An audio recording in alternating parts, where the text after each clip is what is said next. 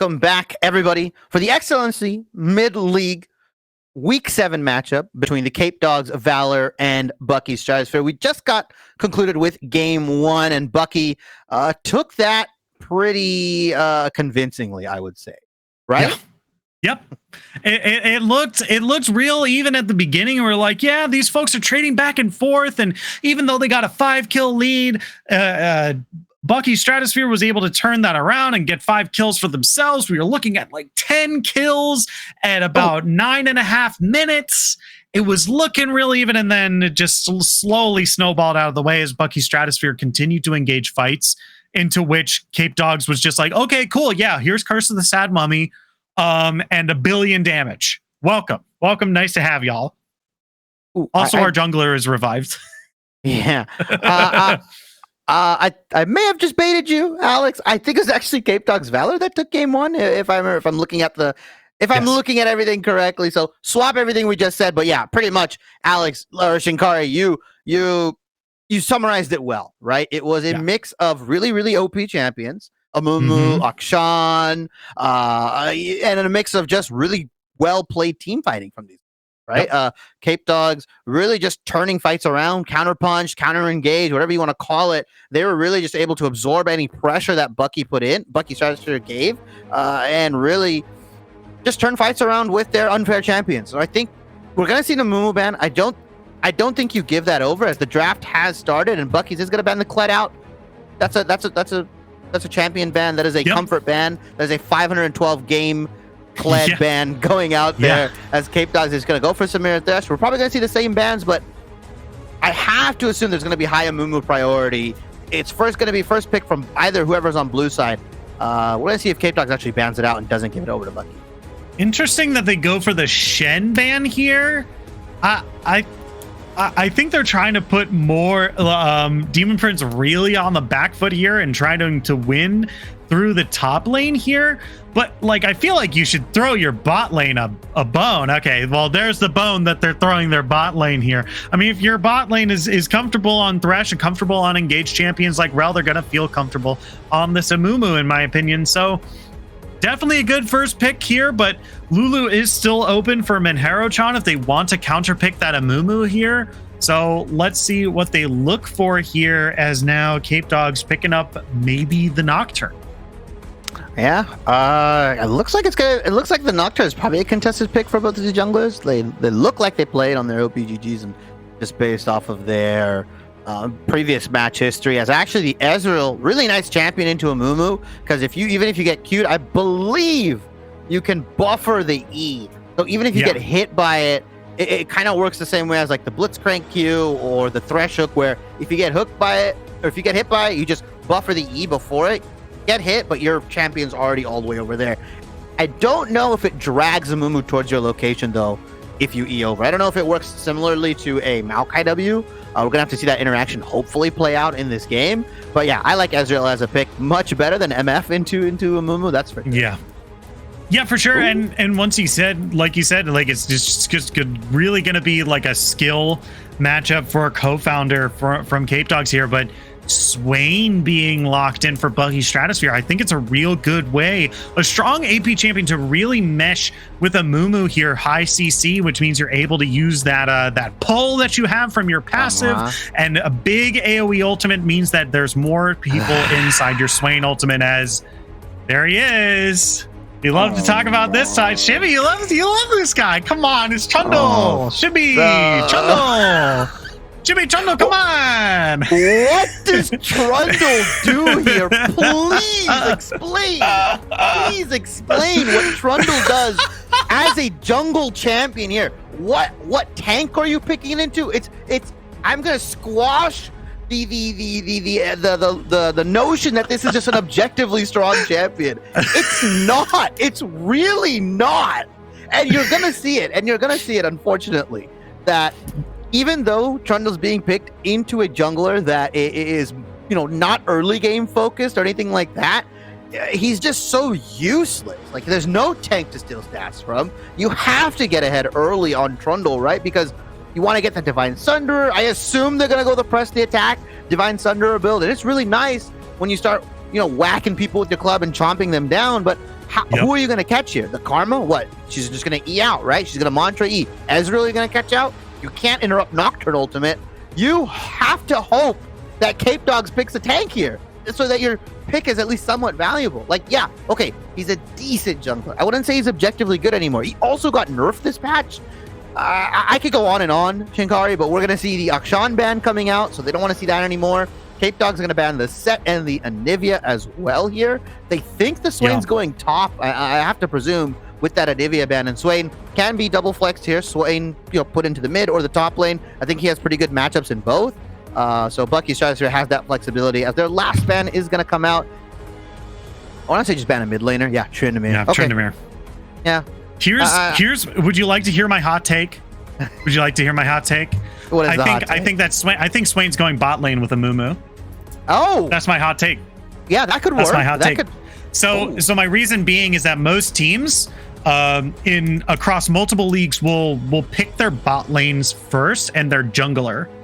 So following that that kind of pick ban strategy, Tom Kench. You saw the Trundle pick though. I need to take a break. Hold on, I need to take a break. I need to just give me a second. Who is drafting for Capedogs? Okay, I'm coming back. Okay, the headphones are coming back on. Okay. Ooh. Okay. Can I really quick? I as a caster, I try to be impartial as much as I possibly can, and I try really hard never to be like, hey, that was really bad, right? However, at this moment in time, your opponent has Trundle, right? Tom Kench, really good champion, right? Looks real good. However, Trundle is the counter pick to Tom Kench. It's like your opponent like it's dumb. I'm dumbfounded. I'm blown away because you said Trundle. What, they have to lock in a tank in order for this Trundle to be good. And not only do they lock in a tank, they lock in the best possible tank for Trundle. The best one. Numero uno on the Tom Kench. Jeez. Oh. Okay. Holy moly. Okay, well, we just got through two really horrible picks here, but yeah, Dr. Mundo and Seraphine being rounded out for Bucky Stratosphere, and I think you're right, actually. It will be the Swain Amumu bot lane. Seraphine will be going mid. Now my only question is, where does the damage come from, Bucky? Like, is this a full AP mid Seraphine? Or is this the Moonstone Renewer Seraphine? Is this the Aurelia Seraphine? I don't know which Seraphine this is. I have seen more AP orientated Seraphines lately in the mid lane. It does have a little bit of oomph, but the damage really is going to come, in my opinion, from the Swain and Trundle, right? Going to get the Divine Sunderer and press the attack stacks up. You're going to hopefully get this Swain ahead so he can just be that like walking drain tank, Leandry, Zanya, Spirit Visage kind of champion that you can go on him. And you're just going to look to, I guess it's just the war of attrition for Bucky Stratosphere. It's just, you can't kill us fast enough before we whittle you down with all of our low damage champions. While on the side of Capedogs, they're also kind of scrappy, but then they have a Nocturne. So who does Nocturne hold here? Seraphine? Umu? Yeah. Swain? I don't know. I mean, what's great is that Bucky Stratosphere kind of done like almost a 180 here, where the Nocturne doesn't really have a whole lot of good targets. It's just Seraphine. That's it. Like, if you're diving onto Trundle's going to Q you, steal your attack damage, and start just hitting you with his club, right? And diving onto Mundo or Swain or Amumu, like, they're just gonna be like, okay, I guess you're here in melee range with me now. I'm not trapped in here with you. You're trapped in here with me, right? Yeah. And that's like a majority of the team, right? And I agree with you. Yeah, you're right. I don't want to go too into this other topic. We can get there in just a moment. But yeah, you're right. Like, this Nocturne here is a little weird, but I think for the most part, like Scrappy does really define this other team here this team composition by Capedogs, and I think they have just that little bit of oomph to actually finish out these team fights. Yeah, it feels like Capedogs, if they catch you out, it's really scary, right? Because Mantra E, right, will speed up your whole team. You have a Nocturne running in at you. Silas can cover a lot of ground. Obviously, Tom Kench has a not a dash, but a gap closer with his W. He doesn't even have to realistically land it. He just has to get close to you to start, hitting you with his slow and his tongue, and just, really. I'm unsure what Capedogs does at objectives though. Like if Bucky's is there first, how does Capedogs get in? What does Capedogs do into this? It's not a meat grinder, right? Because a meat grinder implies that there's a lot of damage coming out from Bucky's. It's more of like, if you guys are familiar with like construction, when they're flattening out pavement or they're flattening something out, and that giant rolling construction vehicle is going. It's just going super slowly. That's what Bucky's is, right? They're just gonna slowly roll over you with their damage, and eventually you'll just get grinded out and die. Yes. Or flattened out in this case. Yes. I mean, so this was the point I wanted to bring up earlier, because especially if we're talking about these fights, I think Capedogs actually has a decent way to get into these fights between like Mantra Shield, Abyssal Voyage, Kingslayer, and Paranoia as well. There's a lot of good tools here to get into these team fights if they show up to objective second. The other thing that this team can do is pay the 800 gold tax. Literally everyone except for a Mumu on Bucky's Stratosphere does healing, and does healing very well. If you walk back and your first item is Oblivion Orb or a Bramble Vest or an Executioner's Calling, you're going to be doing real well against this team, because then it's just going to be like the roller, but it's a tire and you're rolling over tacks. You can keep going over the tacks, but eventually your wheel is just going to lose all of its air and not be able to keep going anymore. Yeah, a super valuable Grievous Wounds here, right? It's a super valuable Grievous Wounds pickup on the side of Capedogs. Even if they opt to upgrade their Grievous Wounds into that 60% range, or I think Oblivion Orb and Merlinomicon can do that, and also with the Thornmail.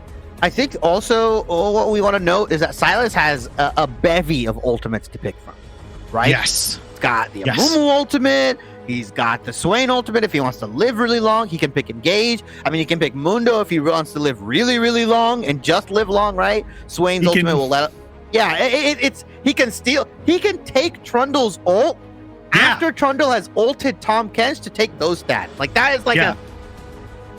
That's like one of those, like, I heard you like boxes, so I gave you a box in a box kind of thing, right? That is like a mega IQ play from Silas. I would love to see if he actually pulls that off with the Trundle ultimate. He waits for their Trundle to ult, and then he takes Trundle stats, so then Trundle's back to like nothing, and then he's just really, really tanky, and now you have a really, really tanky Silas in your face.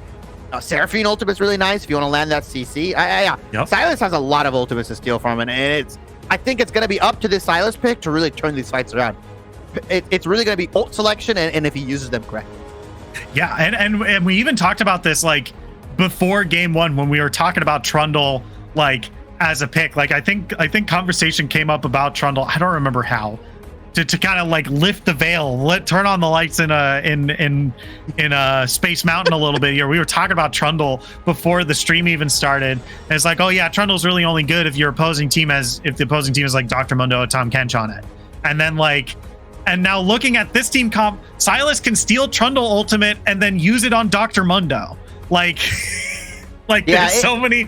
It gets really wonky. It gets really, really wonky. Yeah. And both of these tanks probably won't be as tanky as he's expect if two Trundle ultimates are coming out, right? Yeah. Like there's, I expect brawls. I expect scraps. I expect a lot of blood in this team, in this game specifically, like more than the other one. And I expect a lot of trading kills, right? You're going to see like Silas pick up one or two. Then you're going to see maybe Swain pick up one or two. Then maybe Trundle's going to get a straggler out here. And Ezreal is just going to be running for his life, right? While you have a Mundo and a Mumu and a Trundle just running you down. And Karma is just going to be the one, only the really one that'll be playing peel duty you can use Tahm Kench ultimate as a peeling tool, but you don't really want to use it that way unless you absolutely have to. Ezreal, really nice scaling. I would just say I have to give the scaling aspect, not in terms of damage, but just scaling overall as a champion and the items they build. Bucky's just will become unkillable eventually. Yeah. Agreed, but we are going to take just a quick break. We're going to take just a quick intermission as we're getting into the game here. Don't go anywhere. We'll be right back after this.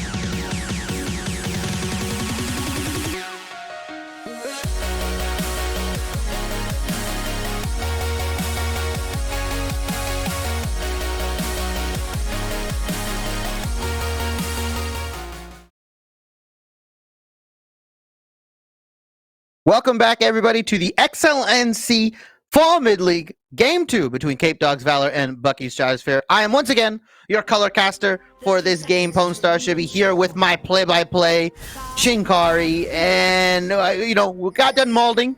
We're gonna cast the game now, guys. Yeah. I just had to let a little bit of my frustrations out with this drafting. But now another 5-point defense. I'm sorry, I lied to you. I guess these teams don't want to engage or invade at all. Yeah, I mean, I don't think any of these teams have particularly good level ones. I feel like a Mumu is the best level 1 champion here, but I don't think you want to start Bandage Toss. I'm not entirely sure. I actually haven't played a Mumu support like at all. So like, I think you might start Bandage Toss. It seems right. Yeah, but like, I don't think there's a whole lot of other good follow up at level 1 here to really constitute a level 1 invade here. Yeah, and it looks like not too much vision is going to be dropped down as well. Just that little pixel bush river ward in the bot side. But yeah, both junglers going to be having secret starts here. Nobody's going to know where. You can kind of guess, right? Because top lane's going to come late and bottom lane's going to come late. So both these junglers are going to start on opposite sides of each other. So hopefully they'll be able to full clear, or in this case, hopefully Nocturne's case, he'll be able to full clear, take the crab without any restrictions, any funny business, while Trundle might just go for the camp or buff camp level 3 and look to gank possibly top lane. Yeah, and it looks like that's what's happening right now. He's sitting at the wolves. I mean, Trundle not exactly known for his wave clear. Like, it's not until after he gets that Tiamat that he really starts starting to clear these kind of chickens and even the Krugs as well, right? These kind of camps that have a whole lot of minions in them. So yeah, even look right now. Look where Trundle's going immediately over to the chickens on the other side. They're trying to find out Zongi here as Yeetloaf might not let this happen. Array is coming in looking for that chicken. Can he find that last bit to steal that camp away? It might be a yes. It's kind of hard to see with the camera not being thrown at it, but it looks like it's a yes to pick up that camp for themselves, to steal it away and go right over to blue buff. Yeah, I think he got the fat chicken there as well, smited away. That's why he's only 10 CS up. Instead of the natural, you would see each camp is 4. So really delay that level 6, right? From Zongi, gonna take probably an extra camp. Can look to maybe stoke up some EXP from one of the laners possibly, but even then it's not ideal because then you're obviously taking it away from your laners. Yep. So gonna just full clear, take the wolves, take the blue buff, take the gromp, and yeah, it's gonna be a quiet early game until all these champions, I want to say, hit like level 6. We might get a fight out for that early dragon, but even then I think it's going to be, it's a level 6 battle essentially for all these champions. Yeah, I think the most amount of fighting we'll see probably the top lane, because Seraphine doesn't want to fight ever, and I think if anyone, Silas is looking to fight, but even then he has to go into a ranged champion, so it's going to be a little bit harder for him. Meanwhile, Mundo, Tom Kench are going to be constantly looking at each other to trade back and forth in that top. It looks like Mundo is getting the better of these trades, was forcing Demon Prince to pop his pot a little bit early, but both of these champions just have really insane regen. Yeah. Demon Prince has to proc his with his Q. Mundo, I think naturally, I believe he still has that passive where he regens more based off of his, or I don't think he actually regens that much anymore, but he just has a natural health regen, right? Obviously it's his Q. He'll get all his health back. If he gets he still has it. Dr. Mundo regenerates 1% max health every 5 seconds. There you go. Yeah, it's not even triggered by damage or anything, just every 5 seconds. You just have 1% of his max health getting healed. And that's like make or break in these really early trades. And you just see it, right? The HP advantage on Slim Kim's side. Both of these guys going Doran shield as well. Ezreal, one of those champions, is going to play super safe with the Karma. She's just going to look to poke. Swain wants to scale up as well, right? He doesn't really have his tier, doesn't have his last chapter, nothing like that. So I know I said I was expecting a bloodbath, but you guys will see it, I promise, once everything hits level 6. That's reserved for you. Yeah, okay. Might actually be looking to give you that wish here. Re-engages onto the Karma here. Gets that big ol' orb from the Swain there. Gets a decent chunk of damage. But it doesn't look like they really got a trade in their favor, because look at Macro Beast's HP pool right now. Real low, below half HP. It's going to be really hard to actually get in there and really put some damage onto this full health Karma and full health Ezreal. Yeah, Confounder just did a really good job of trading back into the Swain, right? He let Reserve for you do his thing. He said, all right, yeah, you can double Q my Karma. I'm just going to burst out your Swain here. And yeah, Swain ate like a W and empowered Q, and yeah. First dragon is just going to go to whoever has the pressure. In this case, luckily, Bucky Stratosphere had the bot lane priority. They pushed it up. They did that trade, and they forced Confounder and Manhara-chan back. And Nocturne is not even really anywhere near it. He is going to pick up potentially 2 camps for this dragon, which is really nice, right? It is an early Infernal Drake, but it does allow him to get level 6 just a little bit faster. Yeah, he could possibly pick up Wolves, Gromp, and the Scuttle here. Actually going to back out. Never mind. Yeah, looking for the Seraphine here. Flash forward from King Yeetloaf, but not going to find it just yet. It should be noted that King Yeetloaf does have Seraphine's ultimate, thanks to that R from Silas here. So that is the ultimate that he's going to be using here as Slim Kim.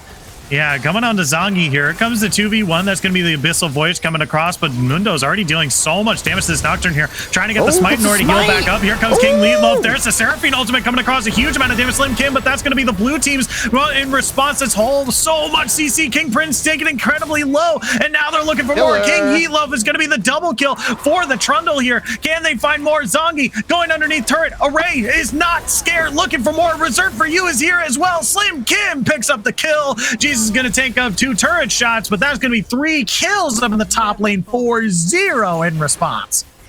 And Bucky Stratosphere just taking a page out of Capedogs Valor, as actually Macro Beast is probably going to die here. No, he's going to be able to turn it around. Okay. Yeah, not even that. Confounder and Manhara-chan are not going to fall either. And I thought Karma was taking so much damage underneath that turret, but they were able to turn it around. Holy moly, that was a real good pickup there.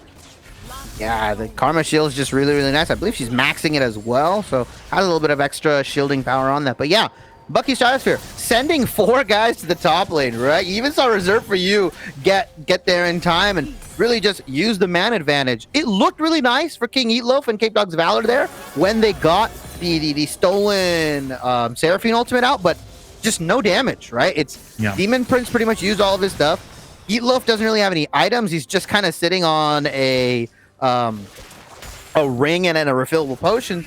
And Nocturne level 5, like I said, not a super menacing champion before level 6.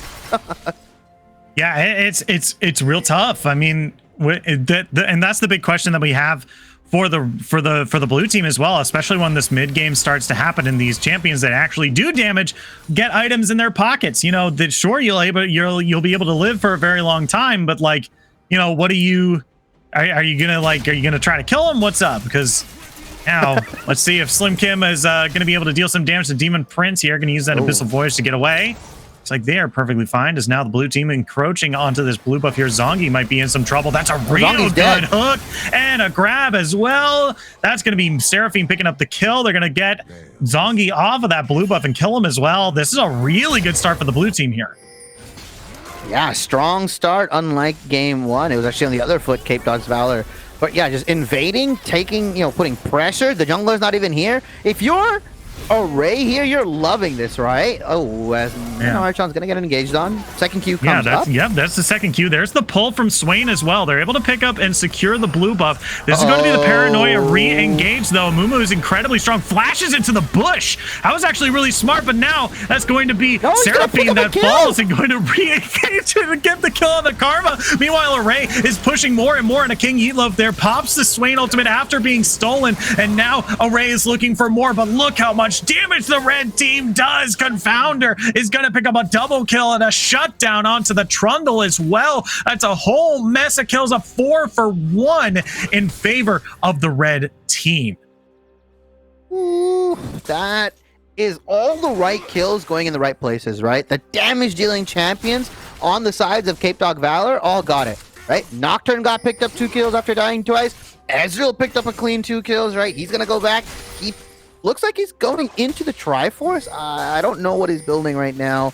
Yeah, I want to say it's the Triforce build. And oh, no, he's actually going to Divine Thunder. Sorry, guys. Yeah. Apologies. Yeah, he's going to go for the Divine Thunder, which is obviously just way better into this team comp, right? You have 3 tanks. You're barreling down 3 tanks. I mean, there's even like a Bork angle coming in from Nocturne if he really wants to just get that HP shred going. But rushes the Lucidity Boots and goes the Iron Spike Whip. Turns a bad situation into good just because of the overstay from Bucky's. Yeah, and it's definitely looking pretty good as well as now Dragon Prince, or Demon Prince rather. That's a TV show. Gonna be teleporting up to the top lane. Yeah! Really, Demon Prince. Demon Prince keeping in the top lane, taking a bunch of damage. Shikari says obvious things. Distraction, segue, whatever you want to call it. But gold is pretty much dead even as Macrobee's taking a bunch of damage. Yeah, I mean, that's what happens when you max Q on Karma. The amount of damage that she has early, especially on the mantra Qs as well, is so high. But she might be in some trouble here. That's going to be the troll pole coming down. Manhara is, she's stunned up as well. Dead. Pulled closer into the blue team. Confounded does a whole lot of damage, but no one is going to be taken out this time. That's going to be the blue team getting away with a 1 for 0 in the spot lane and might be picking up this Drake as well. They can still contest this if Capedogs is confident, right? It's technically still a 3v3. It's not like Swain is going to be here for that fight. If they get here in time, they have a lot of ultimates. They have the right champions. You just got to go in, guys. Yeah. Zongi's waiting in the bush. That's going to be the Paranoia coming across. It looks like he's looking for the Smite Steal as well. He's going to be able to take it after the Smite was done way too soon. They get the steal. They get a shutdown. They get a huge amount of kills. They're getting a teleport in from Slim Kim here, but it looks like he's just walking away. That's a 3 for 1 double kill onto Yeatloaf, and that's a huge steal as well. Yeah, delays the Dragon Soul here. It is a Cloud Soul, so it's not the most impactful one. It's not the worst thing in the world, but yeah, just delaying that Cloud Soul, potentially, also possibly getting, stacking their dragons and possibly getting a Dragon Soul for these guys. A Cloud Soul would be really nice. 3 Cloud Drakes would be really nice for the side of Capedogs Valor if you're looking at Nocturne, if you're looking at Ezreal, looking at these champions that have really nice ultimates here. But yeah, 2 kills for Sylas and a kill for Nocturne. I mean, I said it right. They can contest it if they have all the right champions. Everybody gets there first, and Confounder has pretty much gone untouched in all of these fights. I don't even think he's gone below 50% HP. Yeah. He's been playing super far back, and honestly, that's exactly how you have to play against this Amumu and this Swain, right? If you get even anywhere close to them, it's gonna be real tough to fight back. As speaking of real tough to fight back, Demon Prince having a real tough time, but here comes King Yeatloaf. That's gonna be a Kingslayer diving on the Slim Kim, gonna prop the passive. He's taking incredibly low, gonna heal up for a little bit thanks to that ultimate, but he's going to fall to Demon Prince, and the rest of the red team here is Confounder on the bot lane here. Yeah, might be able to. Swain pulls him a little closer, but Confounder's looking to fight. I don't think you want to pull him anywhere closer to you. As Swain pulls out the big over. Look at that Q damage from the Ezreal. Yeah, and that's Divine Sunderer Q, and that was on top of I believe he popped his W as well. So, yeah, I don't know. Macro Beast is 2 levels behind as well. It's really unfortunate. Confounder's actually level 9 here. And yeah, Bucky's Capedogs Valor taking advantage of Array's, I would say over aggressiveness to just get that turret down low, and yeah, this is what he wants. This is the play they wanted to do beforehand, right? Yeah. Get the Rift Herald down, take the turret down. They are going to get first turret, I believe, and they're going to get the plates, but they did have to pay for it. I believe their Mundo died only there, but yeah, unfortunate. Gold is pretty even. Nocturnal coming down to the bot lane, possibly? Yeah, Paranoid coming down on a Swain here. A whole lot of damage. Ezreal ultimate comes across, but a whole lot of defensives were popped, so Macro Beast does live. Zongi, on the other hand, taken incredibly low. That's going to be stealing the Curse of the Sad Mummy, throwing it down. The Seraphine ultimate comes across, but doesn't land onto anyone here. They're trying to put some damage onto Jesus here, but they're not going to be able to find the kill. And Harachan takes a whole lot of damage in response, but this bot lane turret is still there. They might look to take it and pick up their second turret of the game. Pick up the second turret of the game, not theirs. Yeah, second turret of the game, first turret for Capedogs Valor here. And yeah, you just saw the power of Sylas and able to see that. Oh, Jesus is dead. Oh, yeah. King Yeatloaf comes over. Array is now looking for a return kill on Harachan, but can just walk away. Confounder is on a rampage. 4-0-2 on this Ezreal. Picks up the kill onto Array. Very, very good job in this bot lane. They get 2 kills. They get a turret. This is a great swing for the red team. Yeah, and that was just off of, it felt like Bucky's just desperate to make a play here, right? That's what it looked like. They're trying to get something back. They're trying to claw back. And unfortunately, Menhara had the exhaust ready and waiting. And the moment Trundle came in, he got exhausted, he got bursted out, and now you just look into the barrel of Capedogs Valor's champions, right? The game of cat and mouse here is that can Bucky Stratospheres get tanky enough before Capedogs Valor builds enough damage? And right now, it looks like Capedogs is ahead of the curve. Yeah, I mean, luckily for Bucky Stratosphere, not a whole lot of them have paid the 800 gold tax quite yet, as Menhara-chan is going to be stunned up. Can they find the second half? But they're not going to be able. There's the Paranoia coming across. It's going to be the Curse of the Sad Mummy coming. It's not going to stun up anyone. They're able to finally get away. The Swain ultimate is popped. Doesn't look like they're going to be able to get anything yet. That's going to be the end of that Swain ult. So no kills to wash on both ends, but it does scare the blue team away from this dragon. Yeah, dragon is a little early, unfortunately. I think they're just fighting for that vision, really. But we're going to see if Bucky's can muscle their ways in and really take this vision. They got a lot of beefy boys, so they can kind of just walk in, take some punishment. You want Mundo probably leading the charge, and Trundle and Umu, soundly behind them, just clearing vision and absorbing all the abilities, absorbing the poke, the Q from Ezreal, the Q from Sylas, all this, the Q from Karma as well. Yeah, see, they're just going to walk in and clear this vision. Yeah, this is a real good opportunity for them as well. The red team, they were able to get into here pretty early and set up all this vision, but then it seems like they reset like more than half of them, so now they don't actually, even though they fought for that vision, they don't have cryo on this Drake anymore because now they're the second ones there. Zongi is looking for a Paranoia here. Yeatloaf waiting on the wings as well. Goes in, grabs the Seraphine ultimate, gets out. Mantra Shield from the Karma does speed up Tom Kench just a little bit, but it looks like they're starting the Dragon and pulling it all the way out.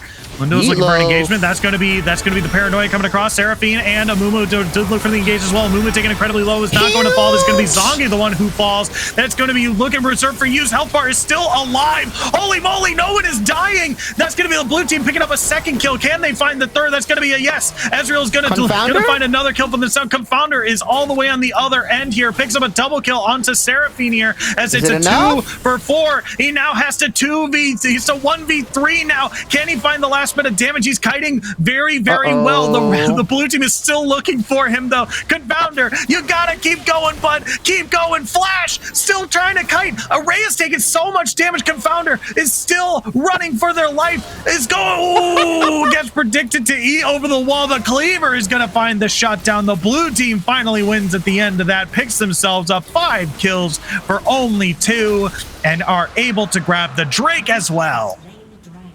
Yeah, they grabbed the Drake, and that's what we saw, right?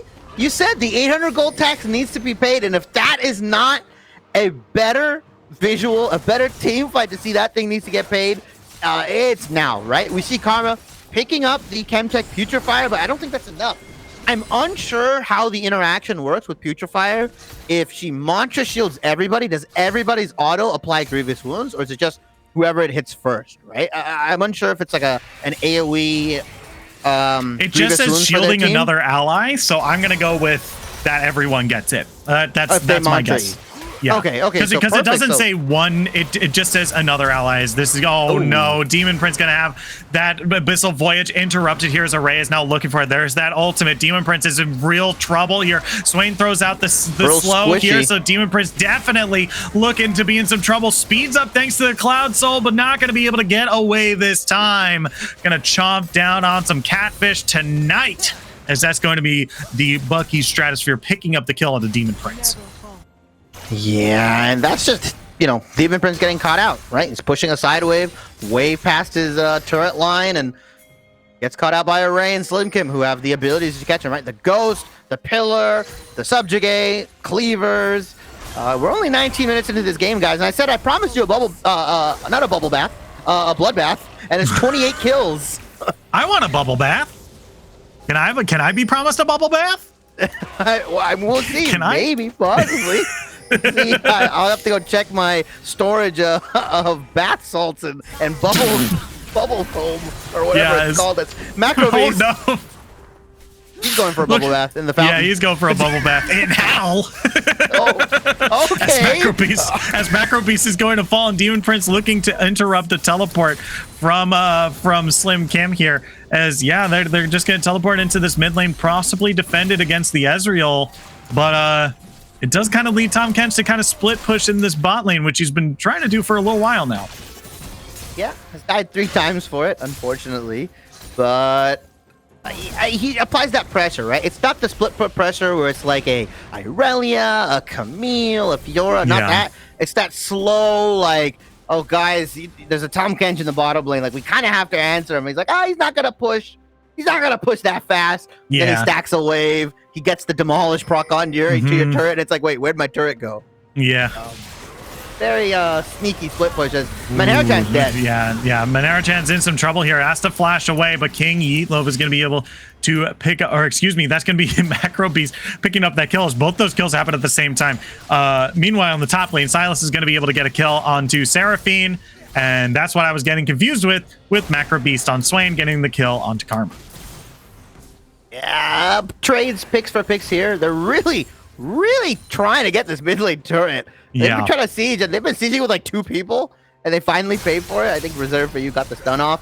King Eatloaf and Zongi gonna take that top lane tier 1 here, and game pace has slowed down a bit. No objectives, nothing like that. I don't think either team. I think both teams are kind of scared to engage into each other, right? Because Capedogs saw what Bucky's can do, right? If they get into that 5-man like HP regeneration ball, but at the same time, I mean, Bucky's, they were taking a lot of damage, right? Confounder was pumping out a lot of damage. A couple more Qs landing, a couple more W resets or W explosions onto the right targets, and that team fight goes very, very differently. So both teams are super, super hesitant. They're waiting on item power spikes. Silas just hit his 2. Ezreal hit his 2 as well. I would suspect, or I would suggest that he picks up a Bork here just because he's going to be facing a Mundo, an Amumu, and a Trundle. And these guys are most likely the culprits that'll be living out of these 5v5 team fights.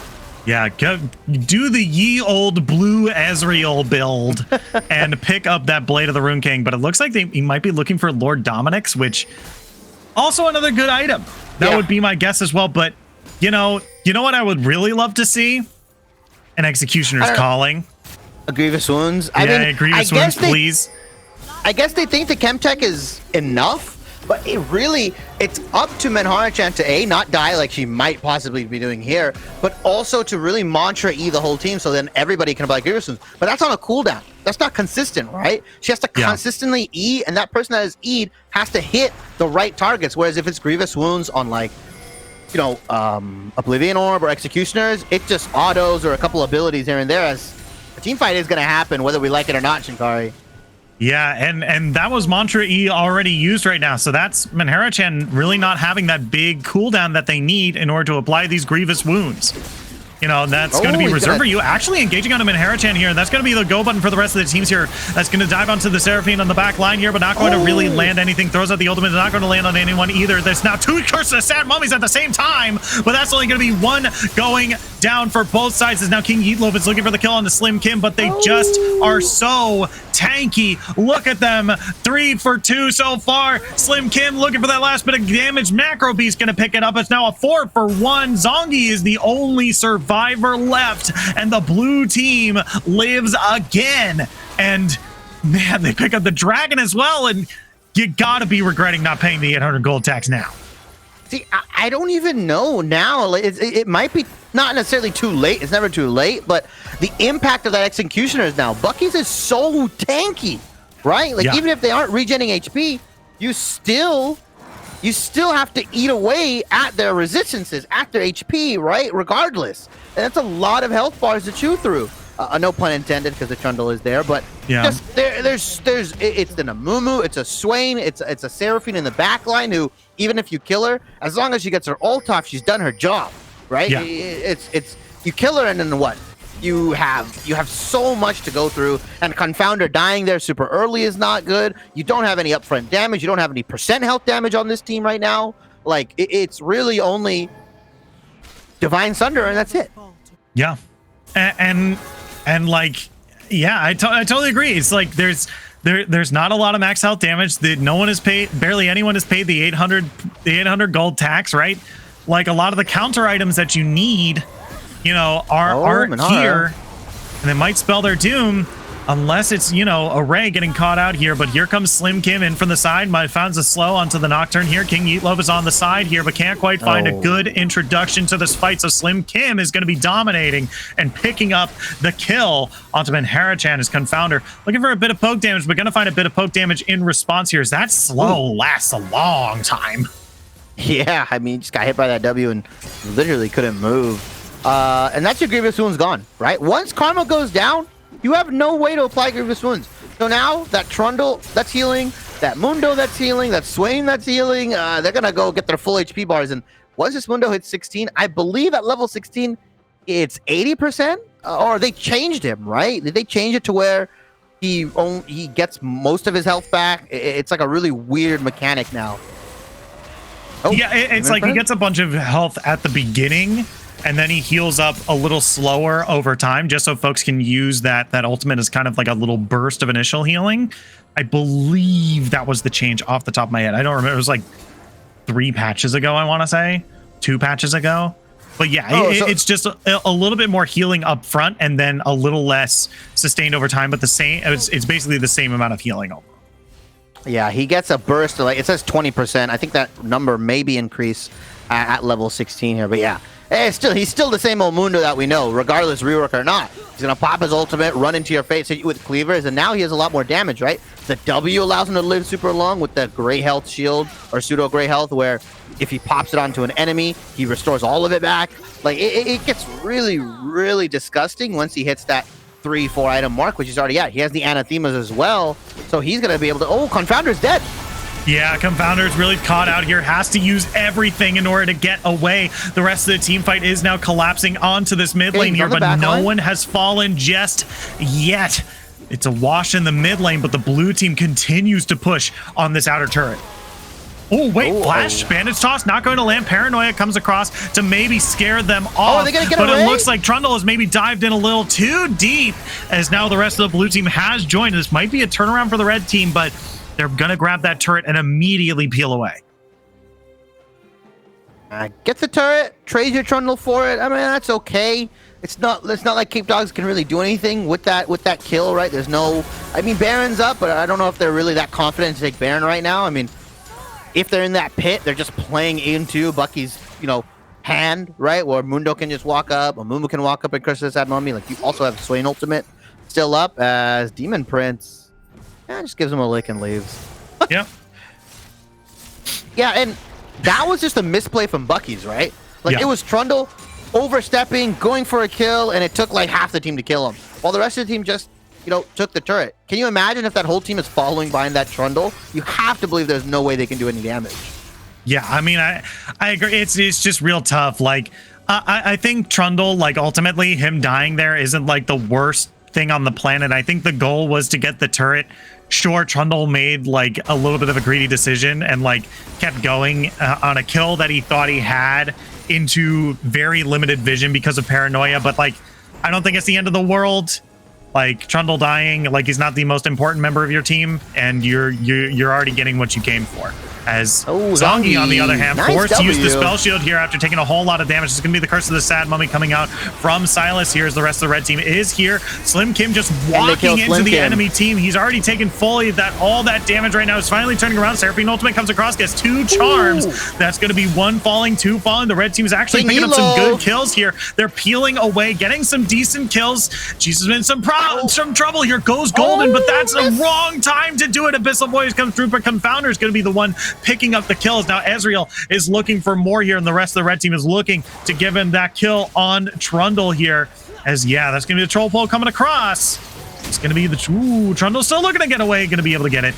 All right, that means the red team is gonna be gone to this Cloud Drake, which means no soul point or no Dragon Soul for the blue team just yet.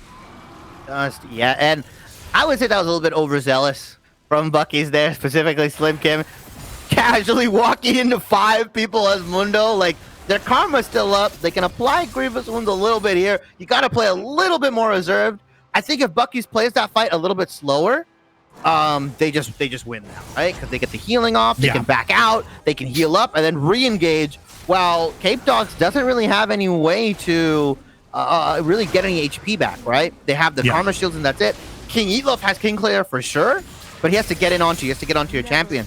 If you just back out, play the fight a little bit slower, back out, regroup, reassess the situation, heal up with Seraphine, heal up with Mundo and Swain and everything, and you could just re-engage that fight 10-15 seconds later. Ooh, Manharchan being in some trouble here. Yeah, gonna get that 55% slow for 2.5 seconds, and they're gonna be able to follow up on that kill to grab the karma here. Really big pickup. Once again, the only member of the team with grievous wounds. So that means if the fight starts soon, that basically means the red team just can't fight. Yeah, no, I agree. It's very cut and dry, like you said. They cannot fight. Karma's dead, no Grievous. Karma alive, we have Grievous. And still, we're 3-4 items deep, and none of these guys are picking anything up. They really just are relying on that Chemtech Putrefier. And I don't know if that's the move here, considering Menhara has died 8 times. Yeah. It's putting all of your eggs into one basket and then losing the basket. So now, like, you don't have any more eggs, and it looks like Yeatloaf might be in some trouble, as well as Array's getting so much damage. Pops that ultimate, goes golden though, tries to re-engage. It's just going back and forth. I think they both Trundle ulted each other, so they kept growing and shrinking over and over again, and it was just very jarring to look at. But that's going to be Array picking up that kill onto King Yeatloaf. It's going to be even harder for the red team now to fight. And then Harachan is there. The rest of the red team, not so much as easy to follow up on. So I think this might be just a blue Baron. Unless Zongi can come in with the steal, he might try to go for the miracle steal here. Has the ultimate, has the vision ready. Ooh, Has done it before over the wall. Nope, is not going to be able to get it this time. Immediately flashes over the wall, so is able to get out of there. Ezreal is picking up a mid lane turret, but they trade a turret for a Baron here, and I think it might just be a little bit better for the blue team here, as they're now looking to run down this Ezreal here, and Herachan looking to maybe escort the Ezreal out. Yeah, they have to go through they go through the dragon pit. Okay. Looks like they're fine. Reserved for you. Doesn't look like they want a bandage toss over the wall. So that Ezreal's out of there. A-okay.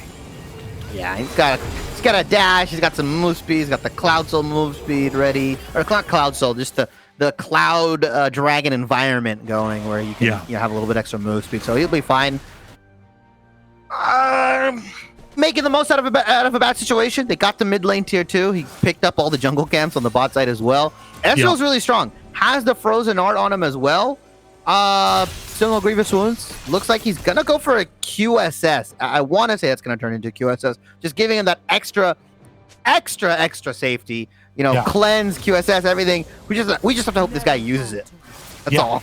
I mean, I think the QSS might just be a little too much. Like, cleanse on Ezreal is already like okay. Like, I guess you want to play safer, right? Because Ezreal already has Arcane Shift, which has a really low cooldown in it with how often he's landing Qs, and with cooldown reduction that he builds, and picking up this QSS, while a good idea in some cases, like if you already have cleanse and you're on an Ezreal playing pretty far back, like, don't think it's really necessary that you need it. Please pick up grievous wounds. I'm begging you. These fights can be so much. Fights can be so much more in your favor if you just cut off the healing of 4 out of 5 members of the opposing team. I can hear the pain in your voice. Sorry, I can hear you pleading. It's like you're pleading with God Himself. Yeah. You're like, please. Yeah, look how much damage he can do to Slim Kim. That damage could be much more permanent in a team fight if he had grievous wounds.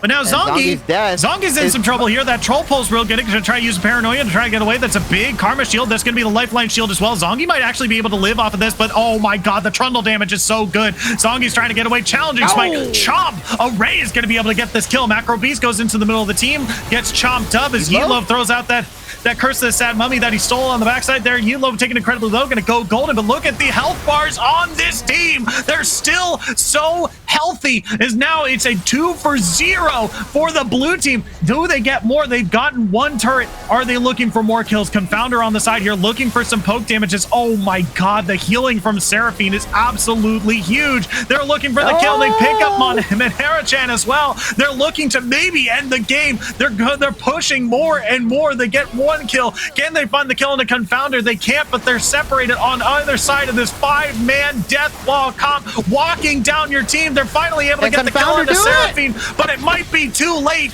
There's the Nexus turret kill, the second one down. They're in the troll zone. That's so much damage onto the Nexus. 50 gold. Bucky Stratosphere picks up the W. And 1-1 tied apiece on this series, and the Beefy Boys win it.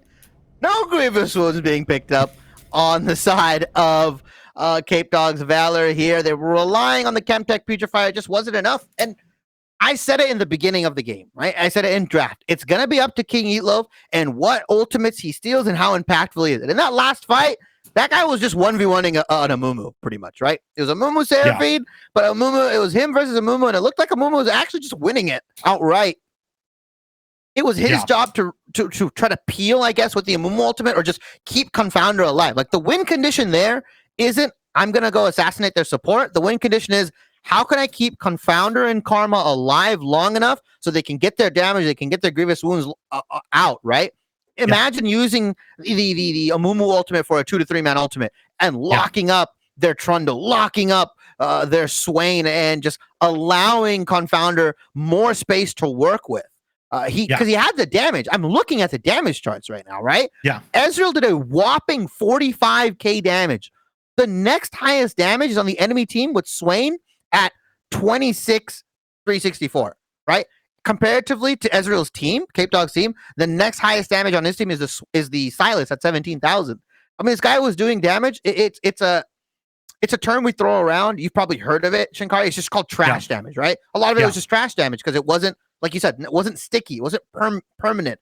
And that's just without the grievous wound. So it's unfortunate. Capedogs, I felt, were in a position to win the game, but they just lost to their brains. Yeah, and I really want to. I would like to use some Overwatch terminology here. If you have the gold on damage done, but your eliminations are nowhere near that, then that's the big problem. It doesn't matter how much damage you do to the enemy team, especially if they're healing up a lot. You can do 100,000 damage. If you're not getting the kills to back that up in these team fights, then it doesn't matter how much damage you do, right? And because there wasn't any grievous wounds, like you said, this damage wasn't sticky. It wasn't sticking, and they were just healing through it. They were just like, yeah, do as much damage as you want. Heal back up, heal back up, heal back up, over and over again, whether it was Seraphine or just self-healing. It was really, really hard to really stick and land that damage and find those kills because there wasn't any grievous wounds. There wasn't any max health damage. You know, people were just building damage and not really itemizing against the enemy team. Yeah. It's you summed it up nice. You put a bow on top of it. You did a really good job summarizing. That's all my feelings put into one. And look, we're not here. We're not going to say, okay, it was just grievous wounds that lost in the game. But like, this is probably the most egregious example of where grievous wounds would have been really nice. It would have made swung some fights here and there. There were also some very questionable engages. Their support got cut out. Karma got cut out a lot. Nocturne got cut out a lot. And you saw towards the later stage in the game, who does Nocturne ultimate? It felt like he was mostly using it to get out of situations. Or just using it, you know, for the paranoia, for the darkness, cutting the lights out. Couldn't really ult the Amumu. Couldn't ult the Seraphine. Like, Trundle was doing a decently good job of trying to peel for that Seraphine when he could with the pillar. I don't know. It's their compo's on a timer. And unfortunately, Bucky's just hit that point where they were just like, okay, we're just too tanky for you. You're never going to kill us. We're just going to run you guys over. Yeah, for sure. And it was just like really, really tough for them to really come back once the opposing team got ahead. You know, they have an enchanter on a team that is really, really tanky and really hard to kill. So once that team got rolling, you know, it was, you know, really hard to kill. And I think we've reiterated that point a whole lot, but we are going to take just a quick break as we're getting into game 3 here. Don't go anywhere. We'll be right back after this.